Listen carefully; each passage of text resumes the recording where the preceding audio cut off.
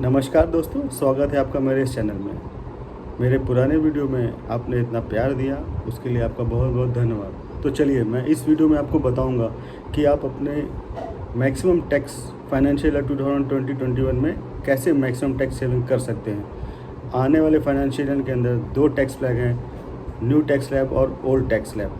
तो इनके बारे में विस्तार से मैं अपने इस वीडियो में बात करूंगा, तो अंत तक बने रहें मेरे साथ। चलिए, सबसे पहले हम बात करते हैं old tax slab versus new tax slab की।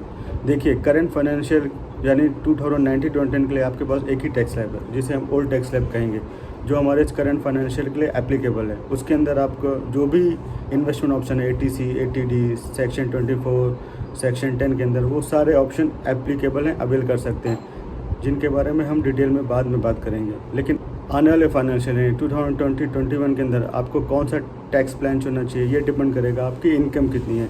तो देखिए, मोटा मोटा हमें ये समझना है कि अगर हम डिडक्शन से ज़्यादा क्लेम कर सकते हैं, यानी कि इन्वेस्टमेंट से ज़्यादा क्लेम कर सकते हैं, या फिर हमने होम ले जाया है, या फिर हम अपना रेंट दे रहे हैं, तो ये सारी डिडक्शन अगर हमारी ज़्यादा हो जाती तो हमें ओल्ड टैक्स स्ट्रक्चर ही बेहतर रहेगा, स्पेशल उन लोगों के लिए जो थोड़ा सा हायर इनकम ब्रैकेट में। दूसरा, मैं आपको एक बार और बता दूं, ये जो टैक्स स्लैब हम सेलेक्ट करेंगे, स्पेशली सैलरी क्लास, ये टैक्स स्ट्रक्चर या टैक्स स्लैब अगले साल चेंज भी कर सकते हैं। लेकिन अगर आप बिजनेस ओनर हैं तो आप जो भी टैक्स स्लैब इस साल सेलेक्ट करेंगे वही एप्लीकेबल होगा आपके नेक्स्ट ईयर के लिए। तो एक बार आपने टैक्स स्ट्रक्चर सेलेक्ट कर लिया, वेदर न्यू टैक्स और वेदर ओल्ड, उसके बाद सवाल उठता है कि अब हमें मैक्सिमम टैक्स बचाना कैसे है। सबसे पहले तो हम न्यू टैक्स स्ट्रक्चर की बात करते हैं, क्योंकि वो काफ़ी सिंपल है। वहाँ पे आपके पास कोई टैक्स सेविंग ऑप्शंस है ही नहीं, सिर्फ एक ही टैक्स सेविंग ऑप्शन है आपके पास, वो है NPS, यानी कि national pension system. New tax structure के अंदर एक ही बेनिफिट है जो कि आप डिडक्शन के अंदर क्लेम कर सकते हैं, वो भी सिर्फ सैलरीड एम्प्लॉय। सेक्शन 80CCD2, यानी कि आपका एम्प्लॉयर जितना भी कंट्रीब्यूट करता है NPS के अंदर, उसके अंदर आपको टैक्स रिबेट मिल जाएगी। और इसके ऊपर लिमिट जो है वो आपकी सैलरी के बेसिस पे लगती है, यानी कि आपको 10% option basic salary plus DNS allowance, उतना तक आप अपना साल में NPS के अंदर एम्प्लॉयर जो पैसा डालता है वो क्लेम कर सकते हैं। ये तभी पॉसिबल है अगर आपकी कंपनी आपको चॉइस देती है कि आप अपनी सैलरी रीस्ट्रक्चर कर सकते हैं, तो डेफिनेटली आप ये वाला क्लेम कर पाएंगे। अदरवाइज़ गवर्नमेंट एम्प्लॉयज़ आज की डेट में गवर्नमेंट ऑर्गेनाइजेशन के अंदर ये कंपलसरी है कि एम्प्लॉय से कुछ पैसा डिडक्ट होता है जो NPS के अंदर डाला जाता है एम्प्लॉयर के थ्रू, उसके अंदर तो आपको टैक्स डिडक्शन मिलती रहेगी। चलिए अब हम बात करते हैं ओल्ड टैक्स स्ट्रक्चर की। अगर आप ओल्ड टैक्स स्ट्रक्चर फॉलो करते हैं, जैसे कि आप ज़्यादा डिडक्शन करते हैं क्लेम, तो डेफिनेटली आपको ओल्ड टैक्स स्ट्रक्चर ही फॉलो करना चाहिए, क्योंकि उसके अंदर काफ़ी टैक्स बच जाता है। तो अगर हम ओल्ड टैक्स स्ट्रक्चर फॉलो करते हैं तो उसके अंदर हम स्टेप बाय स्टेप देखेंगे कि हमारा मैक्सिमम टैक्स कैसे बच सकता है। हम बात जो करेंगे वो स्टैंडर्ड टैक्स डिडक्शन जो 50,000 का, इसके अलावा बात करेंगे, क्योंकि 50,000 का स्टैंडर्ड डिडक्शन तो हर कोई क्लेम करता है। हमारा स्टेप 1 आ जाता है HRA यानी हाउस रेंट अलाउंस। यहाँ पर सबसे बड़ी सेविंग होती है। सबसे बड़ी सेविंग इसलिए होती है क्योंकि रेंट और सैलरी पे पर डिपेंड करता है। इनकम टैक्स डिपार्टमेंट ने अपनी तरफ से कोई लिमिट नहीं लगाई है, ये बेसिकली इस पर डिपेंड करता है कि आपकी सैलरी कितनी है और आपने कितना रेंट पे करते हैं। तो अगर आपकी सैलरी थोड़ी ज़्यादा है और आप रेंट भी अच्छा पे करते हैं तो आप काफ़ी HRA अच्छा क्लेम कर सकते हैं। तो आप HRA कितना क्लेम कर सकते हैं उसके बारे में आप मुझसे कमेंट में पूछ सकते हैं। अब यहाँ पर मैं आपको एक बोनस टिप दे देता हूँ कि अगर आप अपने पेरेंट्स के साथ रहते हैं तो आप अपने पेरेंट्स को भी रेंट पे कर सकते हैं। आपको क्या करना है, आपको अपने पेरेंट्स के अकाउंट में हर महीने रेंट पे करना है और उनसे एक स्टेटमेंट ले लीजिए। तो अब चलिए, दूसरा पार्ट आता है होम लोन। क्योंकि होम लोन के अंदर आपको जो इनकम टैक्स डिडक्शन मिलता है वो बहुत ही सिंपल रूप से मिलता है। कैसे, वो समझ लेते हैं। प्रिंसिपल रिपेमेंट जो हम करते हैं वो हमारा कवर हो जाता है सेक्शन 80C के अंदर, जिसकी कि ओवरऑल लिमिट होती है 1.5 लाख। अब मान लीजिएगा आपने कोई इन्वेस्टमेंट नहीं किया, आप खाली होम लोन ही ले लेते हैं, और अगर आप एक साल में प्रिंसिपल रिपेमेंट 1.5 लाख से ज़्यादा कर लेते हैं तो पूरा का पूरा सेक्शन 80C के अंदर क्लेम कर सकते हैं। किसी भी तरीके का और 80C के अंदर क्लेम करने की ज़रूरत नहीं है। अब हम बात करते हैं इंटरेस्ट कॉम्पोनेंट की। इंटरेस्ट डिडक्शन जो आपका कवर हो जाता है वो सेक्शन 24 के अंदर, जिसके अंदर ओवरऑल लिमिट है कि आप कितना ले सकते हैं। अगर आपकी सेल्फ ऑक्यूपाइड प्रॉपर्टी जिसमें कि आप खुद ही रहते हैं, तो उसके लिए आपने होम लोन लिया है, तो होम लोन का जितना इंटरेस्ट आपका 2 लाख पे आपको डिडक्शन मिल जाएगा। मान लीजिए कि आपने जिस प्रॉपर्टी पे होम लोन लिया है और उसको आपने रेंट आउट कर दिया है, या रेंट आउट नहीं भी किया है, आप उसमें नहीं रहते हैं, तो उसको डीम्ड लेट आउट माना जाता है कि मार्केट में उसका जितना रेंट बनेगा वो आपको लेना पड़ेगा अपने इनकम में। तो इनकम आपको रेंट से आती है और आप इंटरेस्ट भर रहे हैं, तो ओवरऑल अगर आपका लॉस हो रहा है, मान लीजिए आप इंटरेस्ट का आउटफ्लो ज़्यादा है और रेंट आपको कम आता है, तो ये भी साल में 2 लाख का लॉस फ्रॉम प्रॉपर्टी आप क्लेम कर सकते हैं सेक्शन 24 में।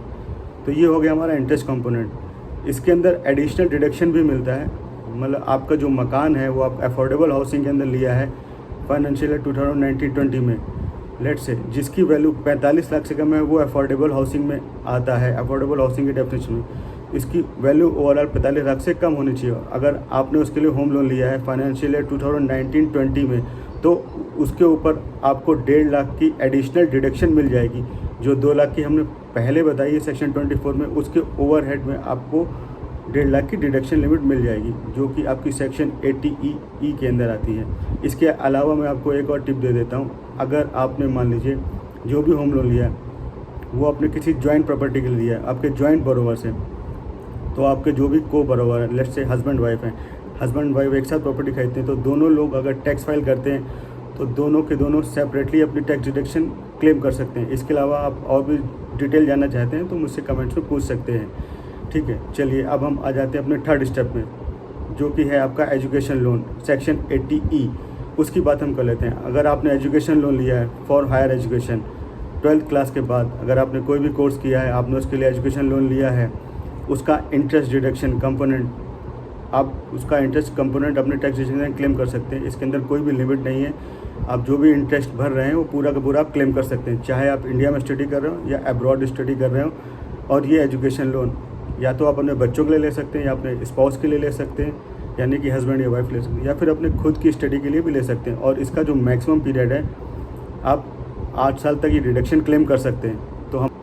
तो हमने ये 3 स्टेप देख लिए, ये एक बार आपके कवर हो गए। हो सकता है आपने अलग से एजुकेशन लोन ना लिया हो, आपने अलग से हाउसिंग लोन ना लिया हो, आपकी ओवरऑल टैक्स डिडक्शन लिमिट शायद कंप्लीट ना हो रही हो, तो हमारा फाइनल स्टेप आ जाता है, जो कि सेक्शन 80C और 80D के अंदर हम किस तरीके से अपनी इन्वेस्टमेंट कर सकते हैं और अपना मैक्सिमम टैक्स बचा सकते हैं। यहाँ पर देखिए बहुत सारे ऑप्शन होते हैं, सबकी मैं क्विकली एक बार आपको समरी बता सकता हूँ, आपको डिस्कस करता हूँ, जिसके अंदर भी हम स्टेप बाय स्टेप चलेंगे। हम पहले ऐसी कैटेगरीज को कवर करेंगे जिसके अंदर आपको एक्स्ट्रा इन्वेस्टमेंट करने की ज़रूरत ही नहीं पड़ेगी। देखिए फॉर एग्जाम्पल सैलरीड एम्प्लॉयज़ जो होते हैं उनका EPF कटता है, जिसको हम एम्प्लॉय प्रोविडेंट फंड कहते हैं, वो आपका सेक्शन 80C के अंदर कवर हो जाता है। यहाँ पर आपको रिटर्न भी अच्छे मिलते हैं, 8 to 9% रिटर्न मिल जाते हैं। रिटर्न भी टैक्सेबल नहीं होते, यानी काफ़ी अच्छा कंपोनेंट है आपका टैक्स सेविंग का। लेकिन हाँ, ये एक रिटायरमेंट प्रोडक्ट है, आप इसको जल्दी निकाल नहीं सकते हैं, आप इसको तभी निकाल सकते हैं या तो आपने जॉब छोड़ दी या आप जॉबलेस हो गए या किसी टाइम पीरियड के लिए, तो भी आप अपना EPF निकाल सकते हैं। अदरवाइज़ ये आपको रिटायरमेंट के टाइम पे ही मिलता है। और ये जो मैं सारे आपसे प्रोडक्ट मैं आपसे डिस्कस कर रहा हूँ, इनके बारे में अगर आपको कुछ भी डाउट हो तो आप मुझसे कमेंट में पूछ सकते हैं, मैं आपको उसके बारे में विस्तार से बता दूंगा। तो अब नेक्स्ट कंपोनेंट यहाँ पे आ जाता है होम लोन प्रिंसिपल, जो कि मैंने आपको पहले भी बात करी, वो सेक्शन 80C के अंदर कवर हो जाता है। यहाँ मैं फिर से रिपीट कर देता हूँ, सेक्शन 80C की जो ओवरऑल लिमिट है वो 1.5 लाख है। तो आपको कई बार प्रोडक्ट ऐसे बेचे जाते हैं कि ये आपकी इतनी तो टैक्स सेविंग हो जाएगी, आप ये प्रोडक्ट ले लीजिए, आप वो प्रोडक्ट ले लीजिए। तो अगर आपकी टैक्स सेविंग ऑलरेडी 1.5 लाख की हो चुकी, तो आपको वो प्रोडक्ट इंडिपेंडेंटली देखना चाहिए कि उसको ओवरऑल रिटर्न कितने अच्छे आ रहे हैं। आपको टैक्स सेविंग की वजह से वो प्रोडक्ट नहीं लेनी चाहिए, तो इस बात का ज़रूर ख्याल रखिए। तो अब हमने होम लोन प्रिंसिपल की बात कर ली, EPF की बात कर ली, इसके अंदर आपको कोई एक्स्ट्रा इन्वेस्टमेंट तो करने की ज़रूरत है नहीं। और एक और कंपोनेंट ऐसा है जिसमें आपको इन्वेस्टमेंट करने की ज़रूरत नहीं है, वो है स्कूल की ट्यूशन फ़ीस। अगर आप स्कूल की ट्यूशन फ़ीस या कॉलेज की ट्यूशन फ़ीस भरते हैं, वो फ़ीस भी आपकी कवर हो जाती है सेक्शन 80C के अंदर। तो ये हो गई हमारी पहला कैटेगरी। अब हम बात करते हैं नेक्स्ट कैटेगरी की। मैं नेक्स्ट कैटेगरी में इंक्लूड करूँगा इंश्योरेंस। इंश्योरेंस सबके लिए खरीदना बहुत ज़रूरी है। सबसे पहले तो लाइफ इंश्योरेंस की बात कर लेते हैं। लाइफ इंश्योरेंस आपको खरीदनी चाहिए term plan, pure term plan, क्योंकि हमें इंश्योरेंस और इन्वेस्टमेंट को मिक्स नहीं करना चाहिए। और ये जो लाइफ इंश्योरेंस के एंडोमेंट प्लान होते हैं उसके रिटर्न्स बहुत कम मिलते हैं, 5 से 6%। तो बजाय उसको एंडोमेंट प्लान लेने के आपको एक प्योर टर्म प्लान लेना चाहिए, जैसा कि मैंने अपने पुराने वीडियो में आपको बताया था।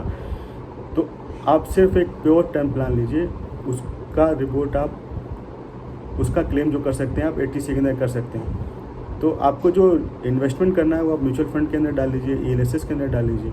अब 80C के अंदर नेक्स्ट कैटेगरी जो मैं कवर करना चाहूँगा वो है NPS, यानी कि नेशनल पेंशन सिस्टम। ये एक नई स्कीम है। जिसके अंदर आप अगर इन्वेस्ट करते हैं तो आपका पैसा स्टॉक मार्केट में निवेश किया जाता है। तो यहाँ पे रिटर्न्स थोड़े से अच्छे मिल जाते हैं और इसके अंदर कौन कौन से प्रोसेस से आपको टैक्स बेनिफिट मिल जाता है वो एक बार अच्छे से समझ लीजिए। तो जो हमारी ओवरऑल सेक्शन 80C की लिमिट है 1.5 लाख की, उसके अंदर आप डेफिनेटली एनपीएस में निवेश कर सकते हैं। इसके अलावा भी आप 50,000 की एडिशनल 80CCD1B के अंतर्गत आप उसमें निवेश कर सकते हैं। अगर आपका एम्प्लॉयर आपको इजाज़त देता है सैलरी को रिस्ट्रक्चर करने की, तो आप इसके अंदर पैसा डाल सकते हैं। Employer 10% of basic plus dearness allowance जितना भी पैसा डालेगा एनपीएस के अंदर, वो भी आपका टैक्स सेविंग के अंदर आप क्लेम कर पाएंगे। और ये 80CCD2 इकलौता ऐसा पार्ट है जो आपका इनकम टैक्स स्लैब के अंदर भी अवेलेबल। लेकिन इनकम टैक्स के अंदर आप एक बात अच्छे से समझ लीजिए, ये एक रिटायरमेंट प्रोडक्ट है, इसमें भी आप बीच में पैसा नहीं निकाल सकते। हाँ, ओवरऑल आपको रिटर्न्स अच्छे मिल जाएंगे, आप एक्सपेक्ट कर सकते हैं कि आपको 12-13% के रिटर्न मिल जाएंगे।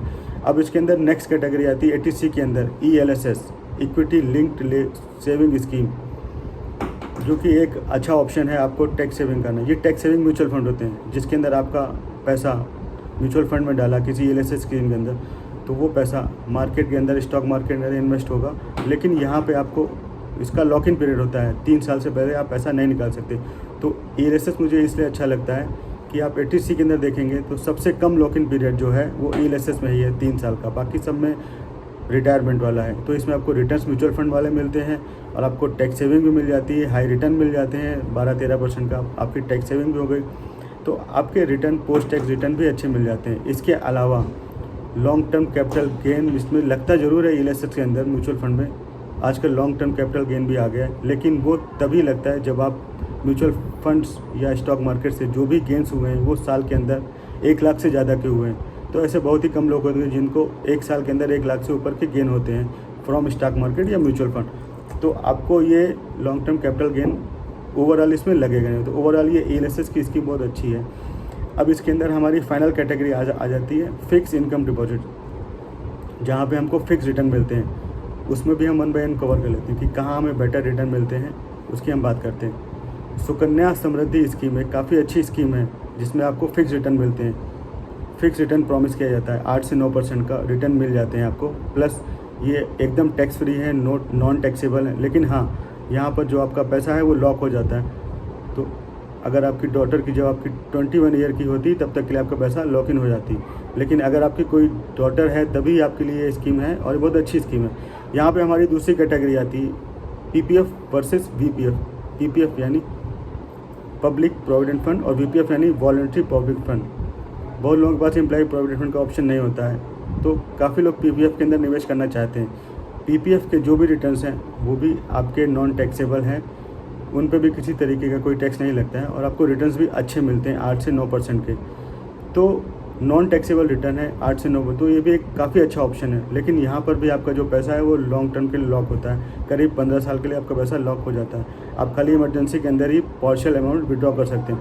अब फिक्स इनकम डिपॉजिट के अंदर आपके अदर डिपॉजिट के ऑप्शंस आते हैं, जैसे पोस्ट ऑफिस डिपॉजिट है, नेशनल सेविंग सर्टिफिकेट है, सीनियर सिटीजन डिपॉजिट है, या फिर टैक्स सेविंग FDs आते हैं जो कि 5 साल का उसमें लॉक इन पीरियड होता है। इन सब के अंदर आपको 5 साल का लॉक इन पीरियड मिलता है, उससे पहले आप पैसा नहीं निकाल सकते, अदरवाइज़ आपके जो टैक्स डिडक्शन होते हैं वो रिवर्स हो जाते हैं। लेकिन यहाँ पर मैं आपको बता दूँ, इन सब के ऊपर जो रिटर्न्स मिलते हैं, फिक्स रिटर्न्स तो मिलते ही हैं, लेकिन वो रिटर्न्स जो मिलते हैं वो टैक्सेबल होते हैं।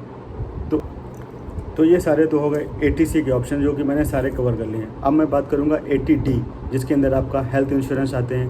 हेल्थ इंश्योरेंस का डिडक्शन मिल जाता है 50,000 से लेके 1 लाख तक का आप टैक्स डिडक्शन क्लेम कर सकते हैं।